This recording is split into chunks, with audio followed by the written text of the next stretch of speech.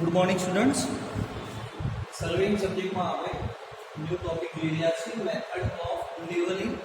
બરાબર, લેવલિંગ માટેની જે રીતો હોય છે એના અંદર વાત કરી રહ્યા છીએ. એના પહેલા લાસ્ટ ટાઈમ આપણે જોયું હતું કે ટેમ્પરરી એડજસ્ટમેન્ટ ઓફ લેવલિંગ. બરાબર, શું જોયું હતું? ટેમ્પરરી એડજસ્ટમેન્ટ ઓફ લેવલિંગ એટલે કે લેવલિંગ નવી લેવલિંગ કઈ રીતે કરવામાં આવે છે. તો એની અંદર હતું સેટિંગ અપ, સેન્ટરિંગ, બરાબર, અને ફોકસિંગ. ત્રણ પ્રકાર હતા: સેટિંગ અપ, સેન્ટરિંગ અને ફોકસિંગ. બરાબર, આ ત્રણ વસ્તુ છે એ તમારે બહુ ઇમ્પોર્ટન્ટ કહી શકાય, કેમ કે એક્ઝામની અંદર વારંવાર આ ક્વેશ્ચન આવતો હોય છે. ચાહે લેવલિંગ માટે હોય, કન્ટુરિંગ માટે હોય, પ્લેન ટેબલ માટે હોય કે લંબી લેવલ માટે હોય, બધા માટે તમારું કોમેન્ટ સેમ રહેશે. મેં તમને આગળના લેક્ચરમાં કીધેલું છે. બરાબર, હવે નેક્સ્ટ ટોપિક જે છે એ છે મેથડ ઓફ લેવલિંગ એટલે કે લેવલિંગ માટેની રીતો કેટલી છે. બરાબર, તો લેવલિંગ માટેની રીતો જોઈશું તો એની અંદર અલગ અલગ રીત છે. એમાંની એક રીત છે આપણી પાસે સિમ્પલ લેવલિંગ. બરાબર, સિમ્પલ લેવલિંગની સાથે સાથે તમારે એક વસ્તુ યાદ રાખવાની છે કે બીએસ, આઈએસ અને એફએસ શું હતું, કઈ જગ્યાએ ખૂટતા હતા. બરાબર, આઈએસ, બીએસ અને FS back side, fore side અને ઇન્ટરમીડિયેટ સાઈડ. એ સ્ટુડન્ટનો મને મેસેજ આવ્યો હતો કે સર આના ફૂલ ફોર્મ શું છે, તો મહેરબાની કરીને લાસ્ટ લેક્ચર જોવાનું રાખશો તો તમને ખબર પડશે. તમે નહીં જુઓ તો તમને ખબર નહીં પડે. એમાં મેં બધું જ વ્યવસ્થિત સમજાવ્યું છે. ઘણા બધા શોર્ટ નેમ હતા એ. બરાબર, બીએસ, આઈએસ, એફએસ છે એ આની અંદર તમને જોવા મળશે. IAS, BS. બરાબર, એફએસ નથી જોવા મળતું કેમ કે આપણે જે ઇન્સ્ટ્રુમેન્ટની પોઝિશન જે છે એ બદલી કરી. બરાબર, તો હવે આ સેન્ટરમાં મૂકીશું આપણે ઇન્સ્ટ્રુમેન્ટ. જે જગ્યાએ ઇન્સ્ટ્રુમેન્ટ મૂક્યું હોય એને શું કહેવાશે? Instrument station. જે જગ્યાએ સ્ટાફ મૂકેલો હશે એને કહેવામાં આવશે ઓનલી સ્ટેશન. બરાબર, એક પહાડવાળો ઇલાકો હોય તમારો, બરાબર, અહીં થોડું ડ્રો કરીને સમજાવવાની કોશિશ કરી છે. તો એ વખતે આપણે અલગ અલગ લેવલનો ઉપયોગ કરી શકતા હોઈએ છીએ. તો એમાંથી એક છે સિમ્પલ લેવલ. બરાબર, સિમ્પલ લેવલિંગની અંદર શું છે તમે બોર્ડમાં જુઓ ધ્યાનથી. એક જગ્યાએ આપણે 4 પોઈન્ટ ઉપર આપણું ઇન્સ્ટ્રુમેન્ટ મૂકેલું છે. એવી જગ્યા સિલેક્ટ કરવી કે જ્યાંથી આપણે બધા જ પોઈન્ટ કલેક્ટ કરી શકીએ, અથવા તો સેન્ટર પોઈન્ટ નક્કી કરવું કે જ્યાંથી બધા પોઈન્ટ આપણે કલેક્ટ કરી શકીએ. બરાબર, હવે અહીંયા જોઈ શકો છો A, B, C, D અલગ અલગ પોઈન્ટ છે. તો સૌપ્રથમ આપણે અહીંયા બાયસેક્ટ કર્યું. ફર્સ્ટ રીડિંગ હશે આપણું, બરાબર, એ ક્યાં આવશે? ઓલવેઝ બીએસ વાળા ખાનામાં આવશે. બરાબર, તો સૌપ્રથમ આવશે આપણું બીએસ. માની લો કે એની હાઈટ છે 3.10 metre including BM. Okay, 100 mm BM plus 3.10 metre. એના ઉપરથી પછી બાયસેક્ટ કર્યું આપણે બી પોઈન્ટ ઉપર. તો બી પોઈન્ટની હાઈટ આપણને મળી 3.75, પછી સી પોઈન્ટ 4.35, પછી ડી પોઈન્ટ 2.57. આ રીતે અલગ અલગ પોઈન્ટના રીડિંગ મળશે. એ રીતે આપણે કોષ્ટકની અંદર મૂકીશું. કોષ્ટક કઈ રીતે બનાવો એ પણ મેં તમને કીધું છે. BS, IS, FS. જો તમે એચઆઈ મેથડનો ઉપયોગ કરતા હોય તો એચઆઈ અને આરએલ વાળી મેથડનો ઉપયોગ કરતા હોય, રાઇઝ એન્ડ ફોલ, એ આપણે આ લેક્ચરમાં લાસ્ટમાં જોઈ લઈશું. બરાબર, તો એનો ઉપયોગ કરીશું. હવે વસ્તુ શું છે કે સિમ્પલ લેવલિંગની અંદર શું કહેવામાં આવે છે કે જ્યારે કોઈ જગ્યાએ લેવલ કરવાનું હોય તો એક જગ્યાએ આપણે ઇન્સ્ટ્રુમેન્ટ મૂકીશું અને ત્યાંથી બધા જ પોઈન્ટનું રીડિંગ મેળવીશું. તો એને કહેવાશે સિમ્પલ લેવલિંગ. બરાબર, એક જગ્યાએ ઇન્સ્ટ્રુમેન્ટ મૂકી અને પછી ત્યાંથી આપણે રીડિંગ મેળવીશું તો એને કહેવાશે સિમ્પલ લેવલિંગ. ક્લિયર? સેકન્ડ આવશે આપણું કે ડિફરન્શિયલ લેવલિંગ. બરાબર, સિમ્પલ લેવલ આપણું કમ્પ્લીટ થઈ ગયું છે ફિગર સાથે. ડિફરન્શિયલ લેવલિંગની અંદર હું તમને આની અંદર જ બતાવી દઉં છું. બરાબર, મેઝરમેન્ટ થોડા અલગ થશે એનું વાંધો નથી. માની લો કે તમારો એરિયા જે છે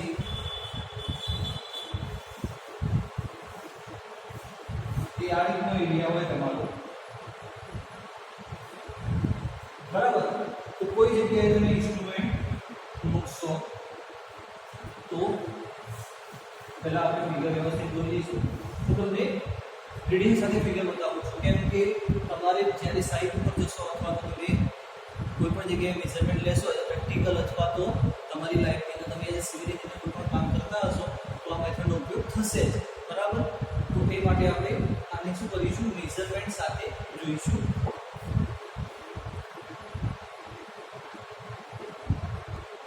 ઓકે, થોડી ફિગર મેં દોરી છે, અડધી આપણે થોડી બાકી રાખી છે. તો આ રીતનો જ્યારે એરિયા હોય, બરાબર, સમજાવવા માટે કહું છું કે આ રીતનો અનડિવાઇડેડ એરિયા હોય તો એ સમયે કઈ રીતની પરિસ્થિતિ હશે. આ છે તમારું A point, B point, C point, બરાબર. જ્યારે તમે ઇન્સ્ટ્રુમેન્ટનું સ્થાન બદલશો એ વખતે તમારું FS આવશે પ્લસ CP આવશે અથવા તો ટર્નિંગ પોઈન્ટ આવશે, અથવા તમને કોઈ જગ્યાએ આ રીતે સ્પેસિફિકેશન નથી પણ હું તમને એક્સ્ટ્રા કહું છું કે આ વસ્તુ તમારે ધ્યાનમાં લેવાની રહેશે, બરાબર. તો માની લો કે આની RL છે આપણું 100, reduce level RL બરાબર આ છે તમારો કોઈ એરિયા પ્રવૃત્તા વિસ્તાર છે,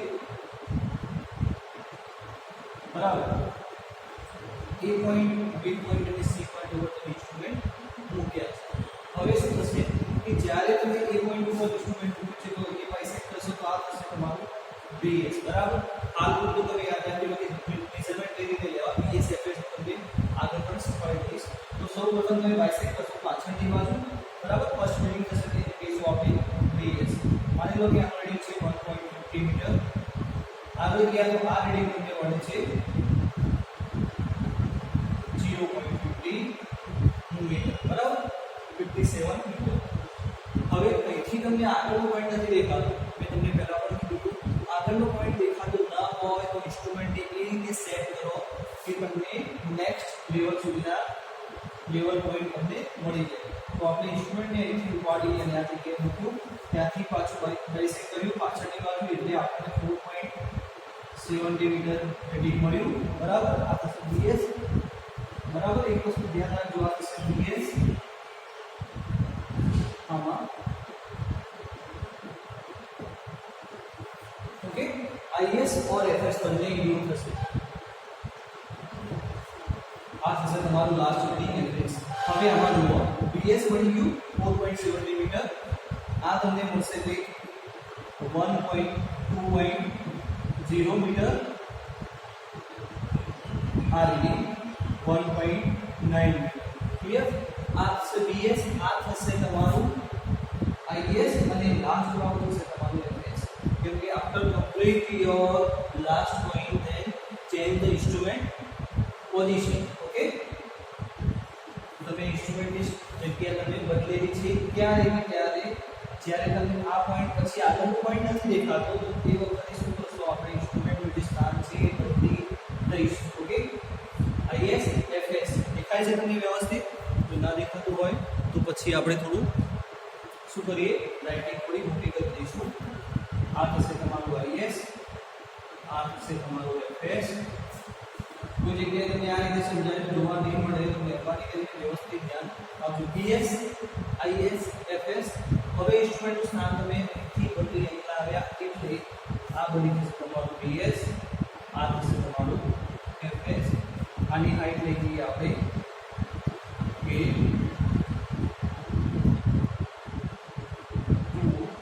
1.9 છે ને તો 1.10 ને 2 મીટર કરી નાખીએ. આની કમ્પેરમાં અહીં થશે 1.2.7. ક્લિયર? BS, IS, FS તમને મળી ગયું. જ્યારે આપણે શું હશે, અલગ અલગ લેવલ હશે ત્યારે આપણે ડિફરન્ટ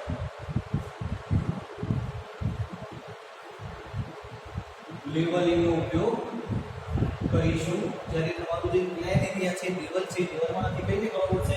તો માની લો કે અહીંયા તમને 1 મીટર મળે છે, અહીંયા 4 મીટર મળે છે, બરાબર, અહીંયા 2 મીટર, પછી પાછું અહીંયા 2.7 મીટર. આ રીતે અલગ અલગ તમારા ગ્રેડિંગમાં ફેરફાર થતો હોય છે. ઓકે, તો એને કહીશું આપણે ડિફરન્શિયલ લેવલિંગ. પછી છે આપણું ફ્લાય લેવલિંગ, બરાબર. ફ્લાય લેવલિંગમાં એટલું બધું ખાસ નથી, પરંતુ તમે બોર્ડમાં ધ્યાન આપશો તો તમને ડાયરેક્ટ સમજાવી દઈશ કે ફ્લાય લેવલિંગની અંદર શું હોય છે કે જ્યારે આપણે કોઈ પ્રદેશનું લેવલિંગ કરવાનું હોય તો તે પ્રદેશ જો સ્થાયી બેન્ચમાર્ક હોય, માની લો કે RL છે, નજીકમાં કોઈ બેન્ચમાર્ક હોય તો તો અથવા તો દૂર હોય તો તે પ્રદેશમાં નજીકમાં આપણે બેન્ચમાર્ક લાવીશું, બરાબર, અથવા તો સ્થાપીશું અને આવા હંગામી બેન્ચમાર્ક સ્થાપ્યા માટે ફ્લાય લેવલિંગ કરવામાં આવે છે. જ્યારે, બરાબર, ધ્યાન રાખજો કે જ્યારે લેવલિંગ કરવાનો વિસ્તાર જે છે એ વિશાળ હોય ત્યારે ફ્લાય લેવલિંગ વડે તે પ્રદેશમાં જુદી જુદી જગ્યાએ આપણે હંગામી ટેમ્પરરી બેન્ચમાર્ક આપીએ છીએ. બેન્ચમાર્ક જે છે હંગામી બેન્ચમાર્ક પરથી શરૂ કરી બીજા બેન્ચમાર્ક ઉપર આપણે મેઝરમેન્ટ લઈશું. આ રીતે કામ થતું હોય છે. કોઈપણ એન્જિનિયરિંગ અથવા તો કોઈપણ ઇજનેરી યોજના માટે જે જમીનનું સ્થલાકૃતિનો આશરે પૂરતો ખ્યાલ મેળવવા માટે ફ્લાય લેવલિંગ કરવામાં આવે છે. ફ્લાય લેવલિંગ જે છે એ શાના માટે છે? એપ્રોક્સિમેટલી રીડિંગ લેવા માટે. એનાથી આપણને ક્લિયર કટ રીડિંગ નહીં મળે, પરંતુ એમાં શું કીધું કે જ્યારે બેન્ચમાર્ક છે દૂરના પોઈન્ટે આવેલું હોય એ બી, તો એ વખતે આપણે નજીકમાં કોઈ ટેમ્પરરી બેન્ચમાર્ક લઈશું અને એક બેન્ચમાર્ક પરથી બીજા બેન્ચમાર્ક ઉપરનું માપ લઈશું. તો આ મેથડને આપણે કહીશું ફ્લાય લેવલિંગ. એટલે કે આપણે ત્યાંથી જમ્પ કરી સુધી પહોંચીશું તો એ લેવલને કહેવાશે ફ્લાય લેવલિંગ, બરાબર. એના પછી આવે છે ક્રોસ સેક્શન અથવા તો ક્રોસ સેક્શનની, બરાબર.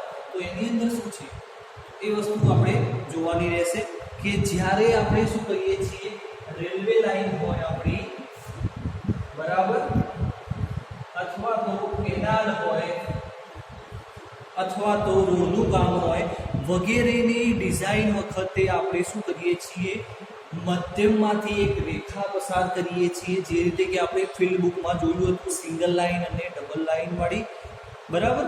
તો બાજુએ આવેલી જમીનની સ્થલાકૃતિ જાણવા માટે આ પ્રકારનું લેવલિંગ કરવામાં આવે છે. One type of field book જે એ પ્રકારનું લેવલિંગ થશે. સેન્ટર લાઈનથી આજુબાજુની સ્થલાકૃતિ દર્શાવવાની કે બાજુથી તમારું કોઈ બિલ્ડિંગ કેટલું છે, આ બધી વસ્તુ. તો એની અંદર આપણને મેઝરમેન્ટ આપેલા છે. મેઝરમેન્ટ શું છે તો એ જોઈશું. તો મેજરમેન્ટ છે કે જમીન માટે મધ્યમ રેખા ડાબી બાજુથી 20-30 મીટર સુધીનું ડિસ્ટન્સ હોવું જોઈએ અને 5 to 10 મીટરના અંતરે આપણને શું કરવામાં આવે છે, લેવલિંગના રીડિંગ લેવામાં આવે છે. મધ્ય રેખાથી 20 to 20 મીટરનું ડિસ્ટન્સ હોવું જોઈએ બધી બાજુ અને 5 મીટરથી 15 મીટરે પાછા આ રીતના મેજરમેન્ટ રીડિંગ લેવામાં આવે છે, બરાબર. રોડ હોય રેલવે હોય અથવા તો કેનાલ, બરાબર. આ રીતની વસ્તુ છે. અને એની સાથે સાથે કીધું છે કે જ્યારે રેલવેનું કામ હોય તો એ વખતે આપણે રીડિંગ બદલી જશે. તો 200 to 300 મીટરે આપણે ડિસ્ટન્સ હોવું જોઈએ બંને બાજુ. મધ્યથી 200 મીટર બંને બાજુ હોવું જોઈએ અને 5 to 10 મીટરે આપણે ડિસ્ટન્સ મેજર કરીશું. ક્લિયર?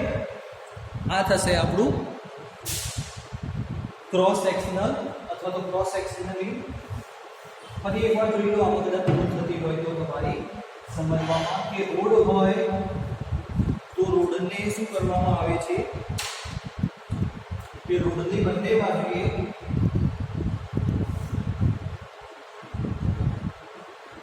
રોડ છે સેન્ટર લાઈનની આપણે 50 to 20 મીટર, બરાબર. અમુક જગ્યાએ 20 to 30 મીટર પણ મેજરમેન્ટ આપેલું છે. તો રોડથી આપણે એટલા ડિસ્ટન્સે મેજરમેન્ટ લઈશું બંને બાજુ અને જે વસ્તુ હશે એ આપણે જોઈશું. સાથે સાથે આ ડિસ્ટન્સ કેટલું હશે તો 5 to 50 metre for road work. Okay, road work માટે આટલું છે કે સેન્ટરથી 20 મીટર અથવા તો 15 થી 20 અથવા તો 20 થી 30 અલગ અલગ તમને જોવા મળશે. તો આપણે એ પણ એક સાચું છે આની માટે. અને વચ્ચેનું જે ડિસ્ટન્સ છે 5 થી 15 મીટર હોય છે. હવે રેલવેની વાત કરીએ તો રેલવેમાં શું છે કે આ ડિસ્ટન્સ જે છે એ તમારું વધી જશે 200 to 300, બરાબર. બંને બાજુ વચ્ચેનું ડિસ્ટન્સ 5 થી 15 મીટર રહેશે. તો આને કહેવાશે ક્રોસ સેક્શન લેવલિંગ, બરાબર. પછી આવશે રેસિપ્રોકલ લેવલિંગ, બરાબર. તો આની અંદર રેસિપ્રોકલની અંદર આપણે જોઈએ તો માની લો કે વચ્ચે કોઈ લીવર છે અને એક પોઈન્ટથી તમારે બીજા પોઈન્ટ સુધીમાં લેવાનું છે, બરાબર. Point A and B point આપણને આપેલા છે. તો બંનેને ઊંચાઈનો તફાવત લેવામાં આવે છે. માની લે કે અહીંયા ઇન્સ્ટ્રુમેન્ટ મૂકી અને એની હાઈટ મેજર કરીશું, પછી આપણે અહીંયા ઇન્સ્ટ્રુમેન્ટ મૂકીને એની હાઈટ મેજર કરીશું. ઇન શોર્ટ એવું કહેવામાં આવે છે કે જ્યારે વચ્ચે કોઈ પણ રીતે ઓબ્સ્ટ્રક્શન આવતું હોય તમારા લેવલિંગ અથવા તો સર્વે કરતા હોય એ વખતે, તો એવા જેવા કે નદી ખીણ વચ્ચે કોઈ અવરોધ આવતા હોય તો બે બિંદુઓ વચ્ચેનું જે માપ હોય જોઈ શકાતું નથી, રીડિંગ લઈ શકાતું નથી, કેમ કે વચ્ચે કોઈ જાતની આપણને તકલીફ પડી રહી છે. તો એ વખતે આપણે રેસિપ્રોકલ ઉપયોગ કરીશું, જેમાં એ બી પોઈન્ટ આપણે બોર્ડમાં જોઈ રહ્યા છીએ તો સામસામેના કાંઠે રાખવામાં આવે છે અને બે બિંદુઓ વચ્ચેનો તફાવત જાણવામાં આવે છે, બરાબર. આ મેથડમાં એટલું છે, બહુ ખાસ એકદમ પૂછાતી નથી, તો એટલું તમને ખબર હોવી જોઈએ કે રેસિપ્રોકલમાં શું થશે, બરાબરથી આપણે હાઈટનો તફાવત મેળવીશું, બરાબર. એટલું તમને યાદ હોવું જોઈએ. પછી આવશે પ્રોફાઇલ લેવલિંગ. હવે પ્રોફાઇલ લેવલિંગ છે એ ખૂબ મહત્વનું છે, તો એ આપણે વ્યવસ્થિત રીતે જોઈશું. પ્રોફાઇલ લેવલિંગમાં હું એક ફિગર ડ્રો કરી દઈશ પહેલાં તો હવે આની અંદર પ્રોફાઇલ લેવલિંગની અંદર કોઈ પણ જાતનો આપણે એરિયા લઈએ તો એ માટે આપણે ગ્રાફ ટાઈપનું દોરેલું છે, એટલે પ્રોફાઇલ દોરેલું છે કે માની લઈએ કે 53 આની હાઈટ છે, 54 હાઈટ છે, પછી 52 એટલે કે હાઈટ નીચે જતી રહે છે, પછી પાછું 53 51 આ રીતે તમારી હાઈટનો જે અપ ડાઉન રેશિયો છે એ બતાવેલો છે. કટિંગ અને ફિલિંગને અહીંયા લખેલું છે તો એ શું છે, તો આપણે એવી લાઈન લેવાની છે અથવા તો એવો એરિયા લેવાનો છે કે આપણે ઓછું કટિંગ કરવું પડે ને ઓછું ફિલિંગ કરવું પડે. તો અહીંયા આપણે જોઈએ કે 52 છે, બરાબર. 50 અહીંયા પણ 52 છે, તો એવી કઈ લાઈન સિલેક્ટ કરી કે જેમાં કટિંગ ઓછું હોય તો હું અહીંથી એક લાઈન પસાર કરીશ, બરાબર. તો આ જે લાઈન પસાર થશે એને કહેવાશે ફોર્મેશન લેવલ, બરાબર. કે આ જે ઉપરની વસ્તુ છે આપણે કટ કરવાની થશે,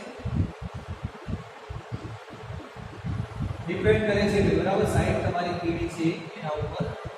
અને જો તમે એમ પણ લઈ શકો કે એથી તમારે લેવી હોય તો પણ તમે લઈ શકો છો કે આ બધું જે કટિંગનું મટીરિયલ હશે અહીંયા ફિલ થઈ જશે. બંને અહીંયા ત્રણ જાતના આપણે જે થાઈ ટાઈપ દેખાય છે એમાં ફિલ થઈ જશે. એટલે ડિપેન્ડ ઓન સાઈડ ડિપેન્ડ ઉપર મેં ખાલી તમને સમજાવવા માટે અહીંયા બતાવેલું છે. તો આને કહેવાશે પ્રોફાઇલ લેવલિંગ. તો એ કર્યા પછી શું થશે કે આપણને એક આવો પ્લેન એરિયા ટ્રાન્સફર કરવા માટે આપણે આ રીતની પ્રોફાઇલ લેવલિંગ કરતા હોય છે, જેનું ફોર્મેશન લેવલ છે 52, ડેટા હતી આપણી 50, બરાબર. તો આ લેવલને કહેવામાં આવે છે પ્રોફાઇલ લેવલિંગ, બરાબર. હવે આની સાથે સાથે આપણે લેવલની વાત કરી રહ્યા છીએ, મેજરમેન્ટની વાત કરી રહ્યા છીએ. તો એક વસ્તુ પણ તમને ખબર હોવી જોઈએ એઝ અ સિવિલ એન્જિનિયર, બરાબર. તો મેજરમેન્ટની વાત કરીશું, બરાબર. મેજરમેન્ટ જોઈએ, not a part of your syllabus but part of your engineering. So first of all 1 mile is equal to કેટલું થશે 1.69 કિલોમીટર, બરાબર. આ વસ્તુ તમે એક્સ્ટ્રા નોટ કરીને પણ એડ કરી શકો છો, કોઈ વાંધો નથી, કામમાં આવશે તમારે. 1 mile is equal to 1 kilometer, 1 kilometer is equal to 1000 meter. Clear? 1 meter is equal to 100 centimeter. 1 centimeter is equal to 10 mm. 1 inch is equal to 2.54 centimeter. 1 foot is equal to 30.48 centimeter. અને last કામનો જે છે, બરાબર, 1 yard is equal to 0.9 meter, અથવા તો તમે એને 1 bar is equal to 0.9 meter, બરાબર. આ વસ્તુ તમારા સિલેબસમાં નથી, પરંતુ તમે સર્વેઇંગ સબ્જેક્ટ ભણી રહ્યા છો, લેવલિંગ ભણી રહ્યા છો, તો આ વસ્તુ મોસ્ટ આઈએમપી રહેશે તમારી માટે આ વસ્તુ, બરાબર? કે 1 mile is equal to 1.609 kilometer, 1 kilometer is equal to 1000 meter, 1 meter is equal to 100 centimeter, 1 centimeter is equal to 10 mm, 1 inch is equal to 2.54 centimeter, 1 foot is equal to 30.48 centimeter, 1 yard is equal to 0.9 meter, and 1 bar is equal to 0.9 meter. તમે એ પણ લખી શકો છો કે 1 yard is equal to 1 bar. બરાબર? આપણે એ થોડું extra add કરી દઈશું આની અંદર, એટલે આપણને ખબર પડશે કે લેવલની સાથે આપણે મેઝરમેન્ટ કઈ રીતે લેવું. તમને કોઈ ટેપ આપે તો તમને ખબર પડવી જોઈએ કે મીટરમાં છે, ઇંચમાં છે કે શામાં છે માપ. તમને કોઈ પૂછે તો તમને ખબર પડવી જોઈએ એઝ અ સિવિલ એન્જિનિયર. બરાબર? Part of your life. બરાબર? કેમ કે આ વસ્તુ તમારી સાથે સંકળાયેલી રહેશે. કોઈ પણ જગ્યાએ તમે as a civil engineer job માટે જશો, અથવા તો કોઈ પણ જગ્યાએ તમે રિઝ્યુમ આપશો, તો એની અંદર તમને ખબર હોવી જોઈએ કે ભાઈ 30 મીટરની ટેપ, કોઈ ટેપ આપે તમને તો ટેપ કઈ કેટલા મીટરની છે તો કઈ દેખાવ પડે, 30 મીટરની છે તો 50 મીટરની છે તો ત્યાં પર લખેલું હોય. જે ટેપ શામાં છે, સેન્ટીમીટરમાં છે કે ઇંચમાં છે કે ફૂટમાં છે કે મીટરમાં છે, કોઈ પણ માપ તમને આપે તો શામાં છે તમને ખબર પડવી જોઈએ. સાથે સાથે આપણે નેક્સ્ટ ટાઈમ એવું પણ શીખીશું કે મીટરમાંથી ફૂટમાં કઈ રીતે જવું, ફૂટમાંથી મીટરમાં કઈ રીતે જવું. તો આ બધી વસ્તુ તમે થોડી ધ્યાન આપજો અને જોઈ લેજો. આજનું ક્વેશ્ચન તમારું જે છે એ રહેશે, એક તો તમારે આ બધી વસ્તુ જે છે લખીને મને મોકલવાની રહેશે. બરાબર? પ્રેક્ટિસ કરજો, ખબર ના પડે તો પૂછજો. મેથડ આજની છે કે જેટલા આપણા જે લેવલિંગ મેં તમને ભણાવ્યા છે એ લેવલિંગનું લિસ્ટ બનાવવાનું છે, અને એની અંદરથી તમારે સિમ્પલ લેવલિંગ, ડિફરન્શિયલ લેવલિંગ, બરાબર, અને fly levelling, simple levelling, differential અને ફ્લાય લેવલિંગ સમજાવવાના છે લખીને, અને ટોટલ એન્ડિશ કરવાના છે કે એન્ડિશ the method of levelling and explain simple, differential and fly levelling with figure. બરાબર? અને મેઝરમેન્ટ તમારે આ લખીને મોકલવાના રહેશે. Thank you.